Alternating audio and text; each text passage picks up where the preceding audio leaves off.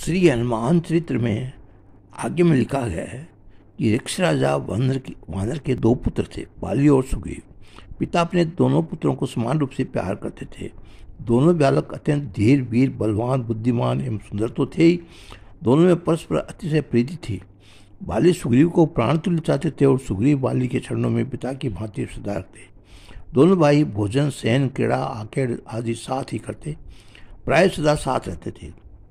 पिता के दुर्गंत होने पर मंत्रियों ने ज्येष्ठ होने के कारण बाली को वानर समुदाय के राज्य पद पर अभिषिक्त किया। वे समस्त वानर जाति के प्राणाधिक प्रिय थे और अपनी प्रजा को बहुत ही पुत्र प्यार करते थे।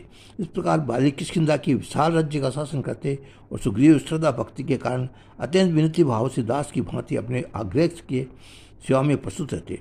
उधर कपिराज केसरी अपनी सहधर्मिणी के साथ अपने प्राणप्रिय पुत्र हनुमान जी की विरक्ति एवं एकांत प्रियता से अत्यंत चिंतित थे। ये कपियों के युद्धपति थे और ऋक्ष राजा के शासन में रहते थे। इस कारण उन्होंने हनुमान जी को राजनीति का ज्ञान प्राप्त करने के लिए पंपापुर भेजने का निश्चय किया। माता पिता भक्त हनुमान जी माता पिता की आज्ञा आदेश पाकर होते ही उनके चरणों में प्रणाम किया और उनका आशीर्वाद देकर वे पंपापुर के लिए चल पड़े। पवन पुत्र के पंपा में आगमन का समाचार प्राप्त होते ही सुग्रीव ने आज्ञा आकर उनका स्वागत किया। उनके देव दुर्लभ गुणों से परिचित होने के कारण बाली ने भी उनका अत्यधिक सम्मानित किया और उन्हें बड़े ही आदर अपने पास रखा। हनुमान जी विद्वान, बुद्धिमान, बलवान, धैर्यवान, सदाचार एवं सरलता के सजीव मूर्ति थे। इस कारण उन्हें वहीं अपने अंतरंग बनाना चाहते थे, किंतु विद्यावारिद केसरी कुमार को अपने गुरु दक्षिणा में स्मृति सदा बनी रहती थी। इसलिए वे सुग्रीव के अभिन्न मित्र बन गए। सुग्रीव के हृदय में इनके लिए अतिशय प्रीति थी। जिससे बजरंग हनुमान परंपा पर पहुंचे उस समय उस क्षेत्र के चारों ओर राक्षसों के राज्य थे। एक और शक्तिशाली खरदूषणाई, दूसरी ओर विराट और तीसरी ओर देव द्विजद्रोह वीरवर दशानन का निष्कंठ राज्य था। वानर राज बाली अन्यतम वीर एवं और योद्धा थे। इस कारण असुर उनसे भयभीत रहा करते थे। वे उनके राज्य में सीमा में उपद्रव करने का साहस नहीं कर पाते, किंतु राक्षसों की दुष्टता से अवगत होने के कारण बाली निश्चित होकर दुष्ट दलन के लिए कहीं दूर जा भी नहीं सकते थे। परंतु केसरी किशोर के पंपापुर में प्रवेश करते ही उनकी ये चिंता प्राय दूर हो गई। माता अंजना ने अपने अलौकिक पुत्र को राक्षसों की अनेक कथाएं सुनाई थी। इस कारण हनुमान जी के मन में बाल्यकाल से राक्षसों के प्रति रोष उत्पन्न हो गया था। अतः उनकी दृष्टि में पड़ जाने पर किसी राक्षस का सुरक्षित बच निकलना संभव नहीं था। वे असुरों को खोज कर उनका प्राणहरण करते और असुर उनके नाम से कांपते थे। बाली हनुमान जी की सरलता और साधुता के साथ उनकी अनुपम वीरता, धीरता और पराक्रम देखकर चकित होते रहते थे। बीरबल बाली और सुग्रीव की आदर्श प्रीति कक्ष में सर्वत्र प्रख्यात थी। ये दोनों प्रत्येक प्रीति रीति से सुखी थे, किंतु क्रूर नियति के निर्दयता की सीमा नहीं। उसने ऐसी स्थिति उत्पन्न कर दी जिससे दोनों अपने सहज प्रेम को भूलकर एक दूसरे का रक्त पिपासा बन गए। उस समय मय का पुत्र मायावती नामक दानव अपने शक्ति एवं वीरता के गर्व से उन्मत्त होकर प्रतिभट ढूंढता फिरता था। एक दिन की बात है कि अर्धरात्रि के समय बलवान असुर किष्किंधा के द्वार पर आकर बाली को ललकारते हुए भयानक गर्जन करने लगा। अप्रीतम बाली वीर शत्रु का आह्वान सुनते ही उसका मुख मर्जन करने के लिए सदैव प्रस्तुत रहते थे। वे प्रगाढ़ निंद्रा में थे, किंतु असुर की ललकार सुनते ही सैया से उठकर तुरंत दौड़ पड़े। अग्रज को शत्रु के सम्मुख जाते देखकर सुग्रीव भी उनके पीछे दौड़े। असुर ने जब बाली को और उनके पीछे सुग्रीव को भी आते देखा तो भयभीत होकर तीव्र गति से भाग गया। दोनों भाइयों ने उसे गति से भाग उसका पीछा किया। अत्यधिक दूर जाने से पर उसे घास से ढका हुआ एक विशाल विवर मिला। उस असुर उसी में प्रविष्ट हो गया। कामवंत बाली सुग्रीव को वहीं द्वार पर सावधानी के साथ खड़ा रहने के लिए आदेश देकर स्वयं वीरवर में भीतर घुस गए। बाली ने अपने भाई सुग्रीव को 15 दिनों तक वीवर द्वार पर सावधानीपूर्वक प्रतीक्षा करने का आदेश दिया था, किंतु सुग्रीव 1 मास तक वहां से होकर डटे रहे। वीवर के द्वार पर कान लगाकर कुछ सुनने का प्रयत्न करते, पर बाली के स्थान पर राक्षसों का कोलाहल सुनाई पड़ता। सुग्रीव अपने अग्रज के लिए मन ही मन चिंतित थे कि उसके सम्मुख वीवर से फेन सहित रक्त की धारा निकली।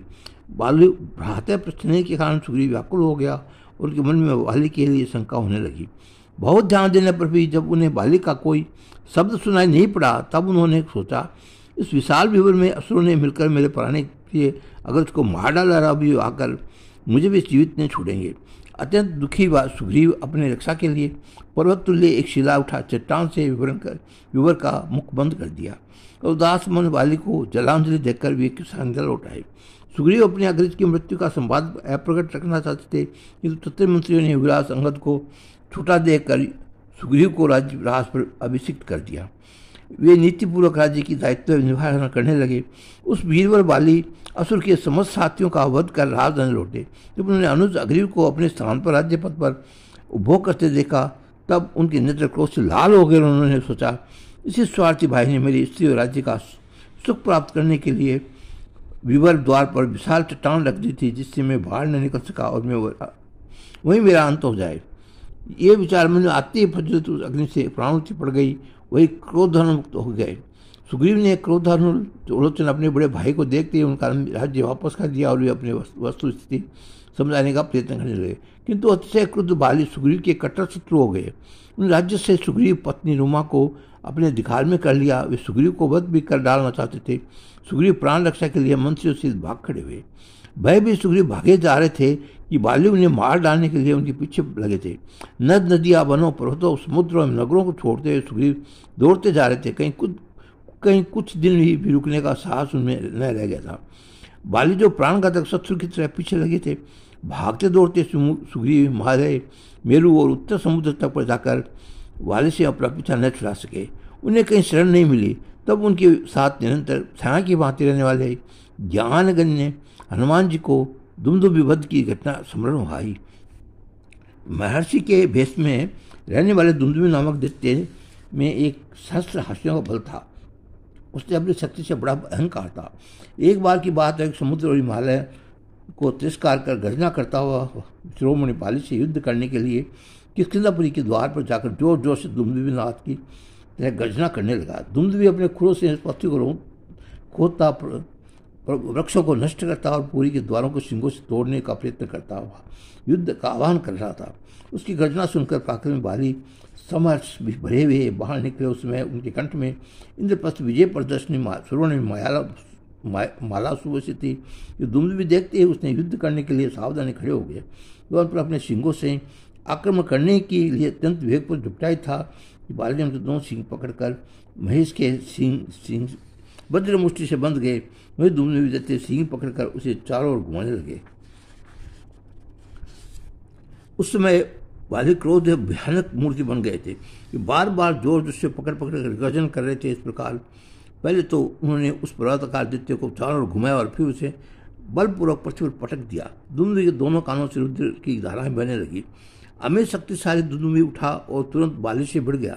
पराक्रमी असुर और वानरराज जाली में युद्ध होने लगा। दोनों एक दूसरे को मार डालना चाहते थे। दुमदुमी अपने खुरों और सिंगों से बाली पर आक्रमण करता था और बाली मुक्कों और दांतों, घुटनों, चिल्लाओं और वृक्षों से दुमदुमी पर आक्रमण कर रहे थे। वीर और बाली के बारंबार ऐसे प्रहार से दुमदुमी शिथिल हो गया, किंतु वहीं उस पर आक्रमण करते ही जा रहे थे। अंततः उन्होंने उस दुर्मय बालक को दानव को उठाकर अपनी पूरी शक्ति से पृथ्वी पर पटक दिया और स्वयं कूद पर ऊपर चढ़ गए। बाली का ऐसे भार वह सह न सका। उसके अंग प्रत्यंग से रंग प्रभावित होने लगा और तुरंत ही उसके प्राण पखेर उड़ गए। दुमदुमी के मर जाने पर कुपित बाली ने उसके शव को उठाकर एक अर्जुन दूर फेंका, जो महामुनि मतंग के आश्रम में जाकर गिरा। वेगपूर्वक फेंके जाने के कारण मृत आसुर के शरीर के बहुत से रक्त के कुछ बूंदें महामुनि के शरीर पर पड़ गई। अपने शरीर पर रक्त की पीड़े छाते देखकर महामुनि चिंता करते हुए उन्होंने उसके आक्रमण की खोज करने लगे, तो उन्होंने पाया कि मृत्यु महिष दिखाई पड़ा। उन पर परम ऋषि तपस्वी ऋषि को अपने तपोबल से समस्या देर न लगी कि ये कुकृत्य किसका है, और उन्होंने तुरंत बाली को श्राप दे दिया, यदि वह आश्रम में प्रवेश करेगा तो उसके मस्तिष्क के टुकड़े टुकड़े हो जाएंगे। दुमदुमी वध की घटना स्मरण हुई। उन्होंने भयभीत सुग्रीव से कहा, राजन, मुझे महामुनि मतंग द्वारा वीरवर बाली को दिया हुआ साप की स्मृति हो गई है। कुपित होकर महामुनि ने साप दिया था, यदि वह बाली इस आश्रम मंडल में प्रवेश करेगा तो उसके मस्तिष्क के टुकड़े टुकड़े हो जाएंगे, अतः वहीं निवास करना हम लोगों के लिए सुखदायक और निर्भय होगा। सुग्रीव तुरंत अपने प्राण प्रिय सचिव हनुमान के साथ परामर्श के अनुसार ऋष्यमुख पर्वत पर मतंग आश्रम में चले गए। मतंग मुनि की साप भय से वाली वहाँ नहीं जा सकता था। विवश होकर वे लौट गए। राजनीति विशारद कपिराज वाली पवन कुमार को अत्यंत सम्मानपूर्वक अपने साथ रखने चाहते थे, किंतु आग्नेय सुग्रीव के सच्चे शुभचिंतक थे। सुख के दिनों में तो सभी गहरे रहते हैं, उसमें शुद्ध चाटुकारों का अभाव नहीं रहता, किंतु आपत्ति काल में ये सब छोड़कर चले जाते हैं। सच्चे हृदय और सच्चे सेवक की विपत्ति में भी अपनी प्रीति एवं भक्ति से विचलित नहीं होते। अंजनानंदन सुख के दिनों में सुग्रीव के साथ रह चुके थे, वे बड़ा विपत्ति में कैसे छोड़ देते। ये सदा सुग्रीव के साथ ही रहते, उसकी सुख सुविधाओं का ध्यान रखते और उसकी व्यवस्था करते, उन्हें सत परामर्श देते और धैर्य बंधाते। कहते महावीर भगवान हनुमान जी के साथ एवं उनके सुनिश्चित आसन पर सुदृढ़ विश्वास के साथ सुग्रीव आपदा में सुखानुति करते रहते थे। पवन कुमार अपने मंत्री ही नहीं, अन्यतम मिस्त्री, सखा, सुहृद और सहोदर भ्रातुल्य प्रीत होते थे। बाली के सर्वस्व छीन लिए जाने पर भी बहिष्कृत सुग्रीव अपने अनुपम सचिव हनुमान जी के साथ ऋष्यमुख पर्वत पर राजा की भांति सुखपूर्वक रहते थे। ऋष्यमुख पर्वत पर साप के कारण स्वयं बाली तो आ नहीं सकता था, किंतु अपने दूसरे वीरों को भेजकर सुग्रीव को मुरवा डालने का प्रयत्न कर सकता था। इसे सुग्रीव भली भांति जानते थे, किंतु हनुमान जी को शक्ति, पराक्रम में विलक्षण बुद्धि का सुदृढ़ विश्वास के कारण वे कुछ निश्चित रहते थे। महावीर हनुमान सुग्रीव की सेवा एवं उनकी आज्ञा के पालन में सदा तत्पर रहते थे। सर्वगुण संपन्न पवन कुमार को अपने सखा एवं सात्विक रूप में प्राप्त कर सुग्रीव सदा ही अपने भाष्य की सराहना किया करते थे। इसके आगे तब तक लाऊं, आगे कथा सुनने के लिए आप बोल बजरंग बली की।